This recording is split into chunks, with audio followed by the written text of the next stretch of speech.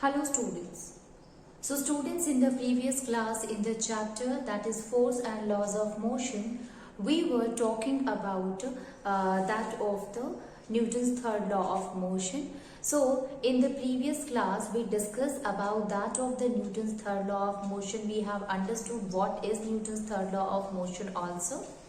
And today we will try to understand that of the momentum. Let me tell you that Newton's third law of motion, it explains that every action has an equal and opposite reaction. And we have seen a lot of examples related to that of the Newton's third law, which explain about this law. So in the previous classes, student, we have seen that how the gun recoils, how the jet aeroplane or that of the rocket, they work on the principle of a Newton's third law of motion. Even the movement of the hose pipe, which is controlled by that of the fireman, it is also controlled by, how it will be controlled, it is also based on the principle of a Newton's third law of motion, that is action and reaction. Now you see here, students, if we talk about the momentum, so we are already knowing that momentum depend upon the mass and velocity. If the velocity is greater of an object, we will say that the object possesses the higher momentum, larger momentum, and if the velocity or the mass is lesser, then we will say that the object possesses the lesser momentum. Okay, now let's see. Okay, so if we will say that the momentum, if we talk about the momentum is equals to mass or velocity, any of the value, if especially that of the mass remains constant, so if any of the value is more, then we will say it is having higher velocity.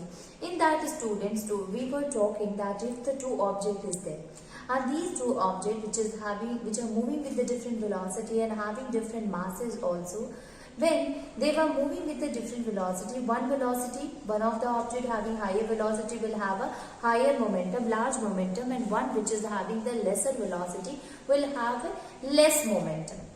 So the object which is having a large momentum or the object which is moving with a high velocity, it will collide with that of the object moving with the less velocity. So when the collision occurs, what will happen? There is a transfer of velocity occur. It means the object with the large velocity, whose velocity is higher, who is moving with the high velocity, it will collide with the object which is having less velocity. Okay, so if its velocity is v2, if its velocity is v1, so when they collide with each other, there is an exchange of the velocity occur. How? This velocity get transferred here, and due to which it start moving fast. Okay, so velocity of this object will get increased, and here the velocity of this will get decreased. And when you calculate the momentum before collision and after collision, you will find that there is no difference here. No difference will be there, student. It means the momentum before collision will be equals to the momentum after collision. And since the momentum before collision and momentum after collision is the same, so we will say that momentum is conserved here. So this is the law of conservation of momentum. Okay, law of conservation of momentum. Okay, law of conservation of momentum here. Now, if we talk about the law of conservation of momentum, we have seen, if we were just remind that we already had discussed about the law of conservation of mass also. What was there, student? The mass before of the reactant and that of the product. It means mass before reaction and after reaction is the same. The same thing here, that momentum before collision and after collision is the same. It means that momentum remain conserved. It means that momentum can neither be created nor destroyed. Even we have seen this case in case of law of conservation of mass, where there also we have seen that mass can neither be created nor destroyed, and the same thing happened with the momentum, that momentum can neither be created nor destroyed. So we can also write the principle of conservation of momentum is, that will be equals to that the momentum before collision gained by the other object after collision and the total momentum will be equal to each other. Okay. So whenever body gain momentum, the other body lose momentum, and when you add both of them, when you calculate the total momentum, you will find that both the momentum is the same only. So on the basis of that, we can say that momentum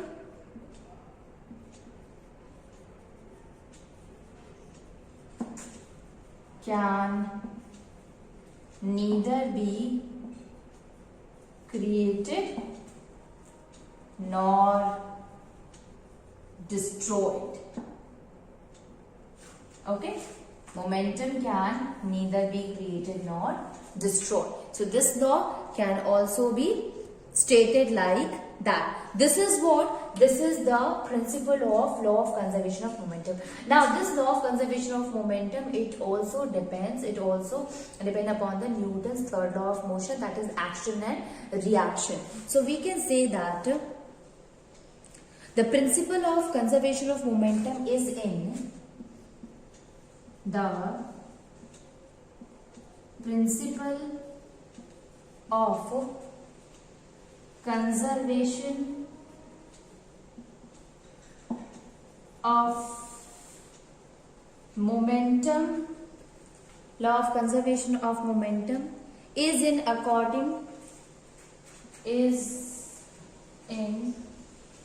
accorded with Newton's third law of motion. Is in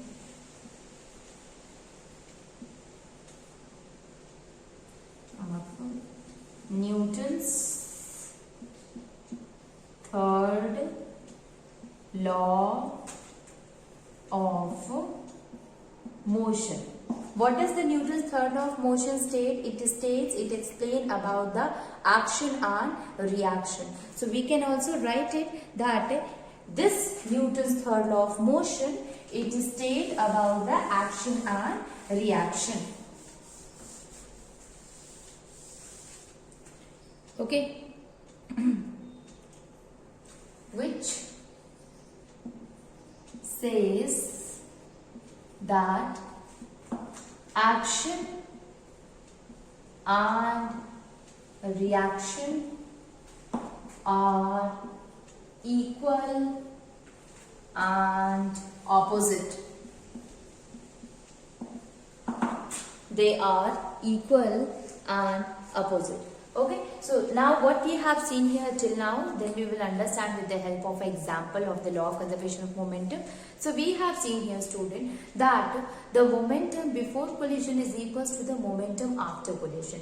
Okay, this means that the momentum gained by the momentum which is lost by the one body will be equals to the momentum gained by the other. It means when you add both of the momentum before and after collision, you will find that the value is equal to each other, and thus on that basis we can also state this law, that is momentum can neither be created nor destroyed. Okay, now the principle, what is the principle of the law of conservation of momentum? It also depends upon the Newton's third law of motion. Newton's third law of motion, which explains about the action and reaction, which is equal and opposite. Now let us derive the Newton's law of conservation of momentum. Now suppose students, if two bodies are there which is having different masses and they are moving with the different velocities also. Okay. So suppose two bodies of different masses,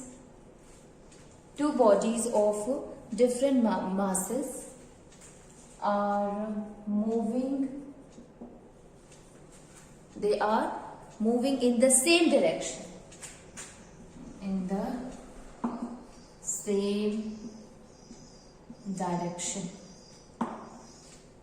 Okay. Let the mass of first body is m1 and velocity of the first body is v1. Okay, and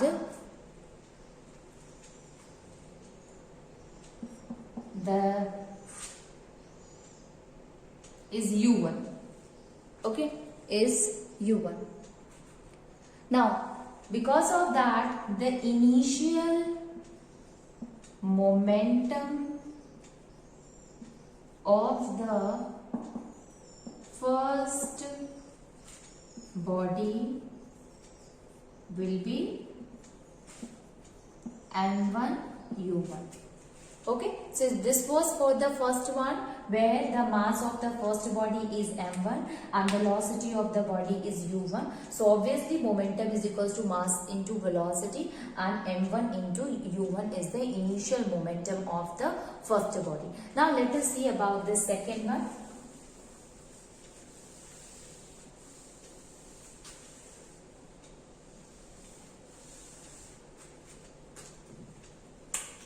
So see, let the mass of the second body is m2 and velocity of the second body is v2, u2. So the initial momentum of the second body is m2 u2.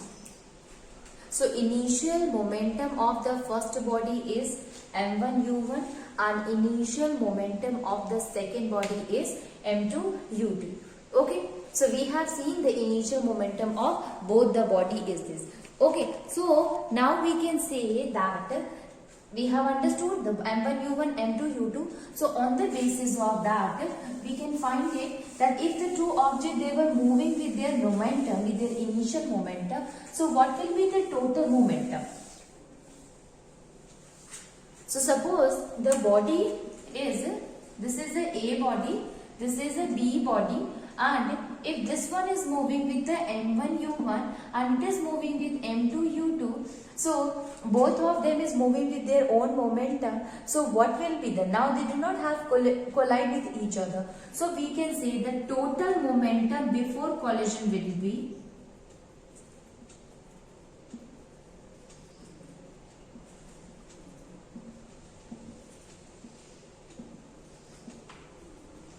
be m1 u1 plus m2 u2. Okay, this is what, this is the total momentum before collision. Now let us see that what will happen if suppose both of them will collide with each other? So after a period of a time, both of them they collide with each other.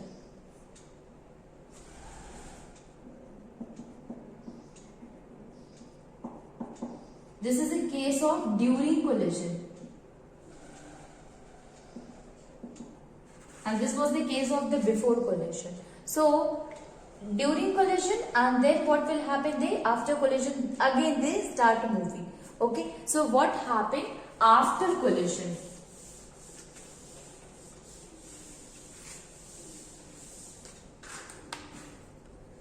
Okay.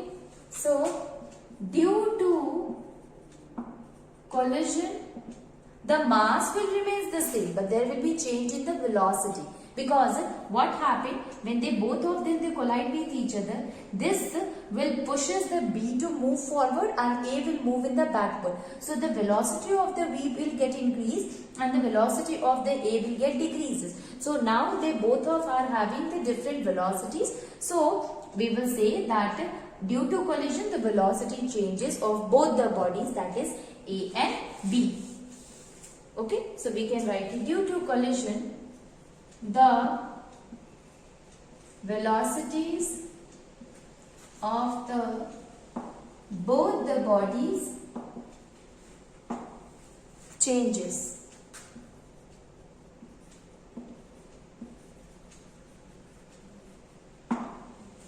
Both the bodies it changes. Now what will be the velocity now, students? So we can write it now.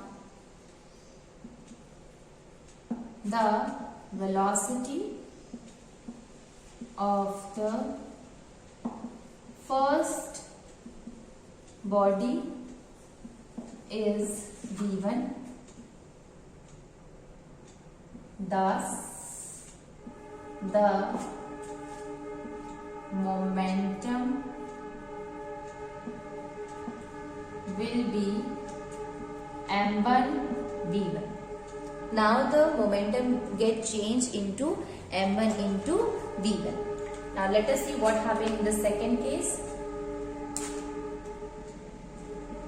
The velocity of the second body is v2. Thus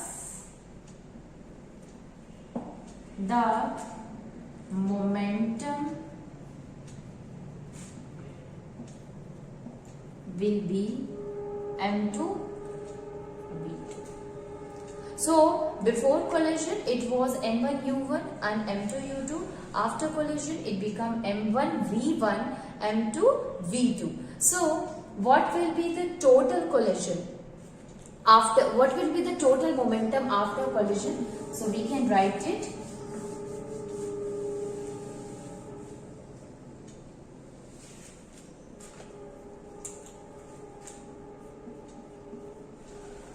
total momentum after collision will be equals to m1 v1 plus m2 v2, right? Okay, so we have to prove it that m1 v1 will be equals to m2 u2. Okay, now how can we prove it, student? So suppose the force exerted by that of the,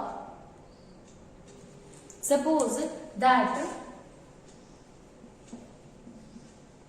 the force exerted by the first body is F1, okay, and in return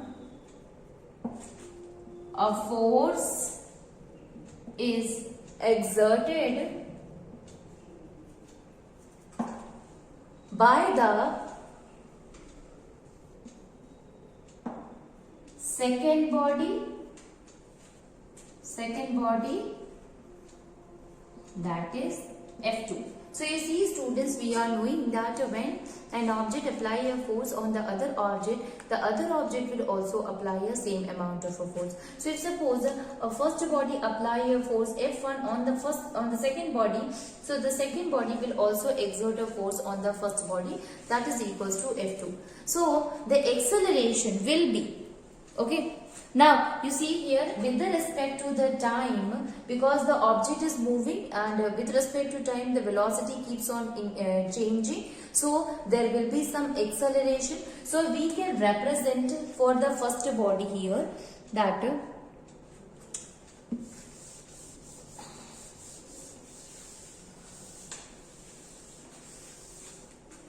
we can write it, when the force F1, when the force F1 of the first body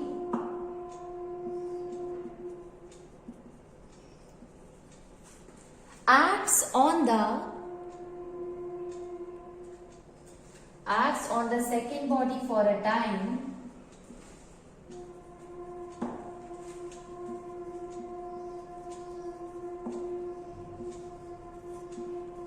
at a time t, the velocity changes.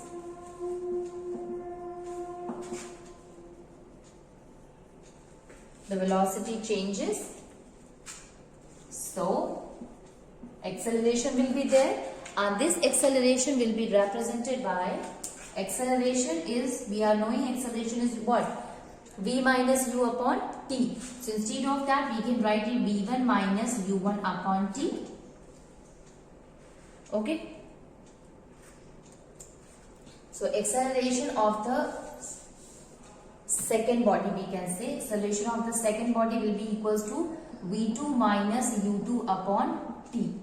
Okay, this is for the first one, and on the basis of that we are able to find the force also. So we are knowing that F will be equals to mass into acceleration, that is the Newton's second law of motion. So we can simply put the value here. F1 will be equals to, mass is m2, because this F1 is acting on the second body whose mass is m2 and whose acceleration is v2 minus u2 upon t. v2 minus u2 upon t. Okay, so we can also write it as a second equation. Now the same thing we can do for the second body, a force which acting on the second body on that of the first body. So here in place of F1 we can write it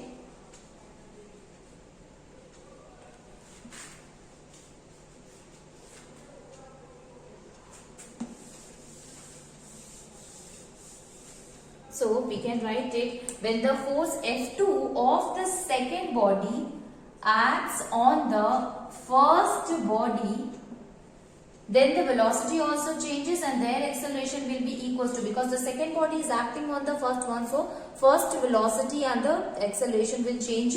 So here it will be equals to v1 minus u1 upon t, and we know that F is equals to mass into acceleration. So this will be again equals to F2 will be equals to m1 v1 minus u1 upon t. This is the third equation. Okay. Now we have seen here this much. Now according to Newton's third law of motion, we can say that every action has an equal and opposite reaction, that we are knowing. It means a force which is acting in an object, an equal and opposite reaction will also act upon the next body. Okay, so we can write it here that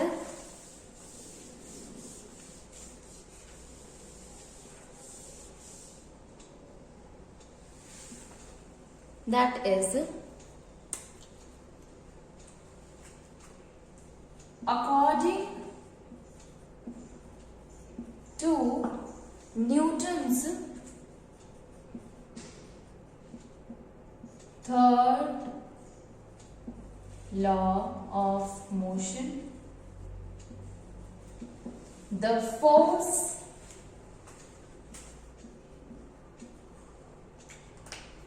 exerted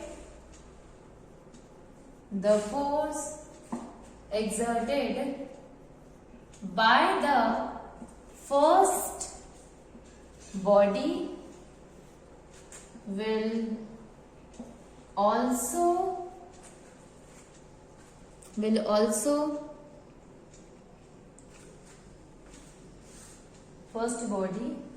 will also get exerted by a force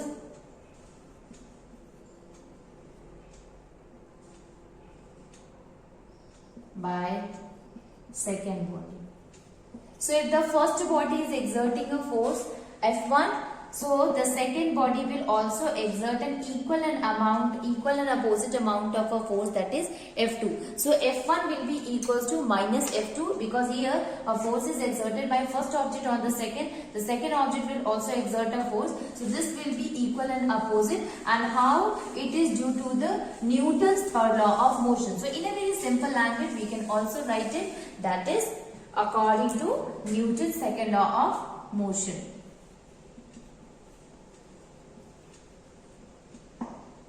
Third law of motion.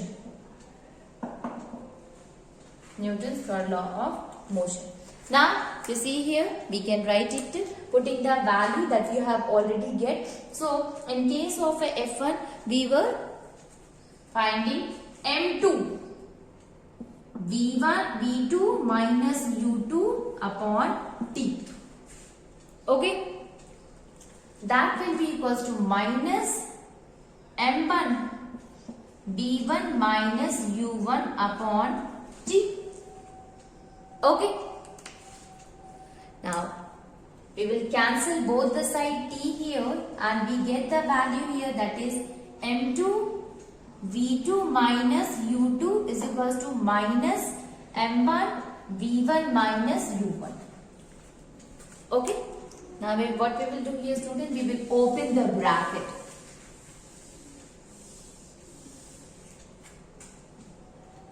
So we will get M2 into V2 minus M2 U2. This will be equals to minus M1 V1. Now this minus will become plus.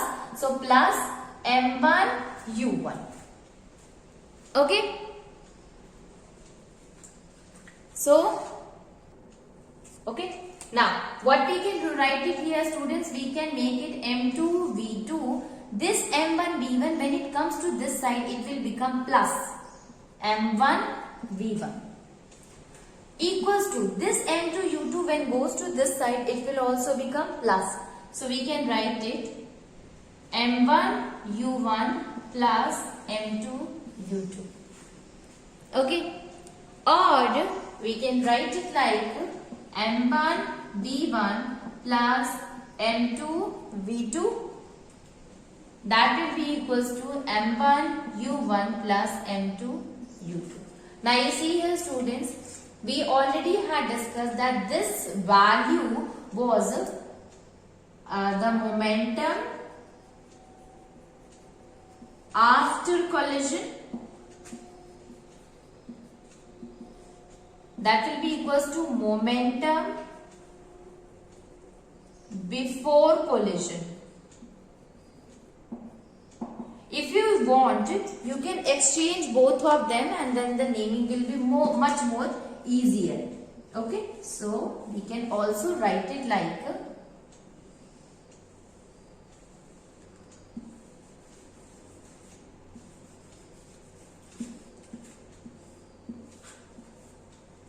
now we can write it also like M1 U1 plus M2 U2 is equals to M1 V1 plus M2 V2.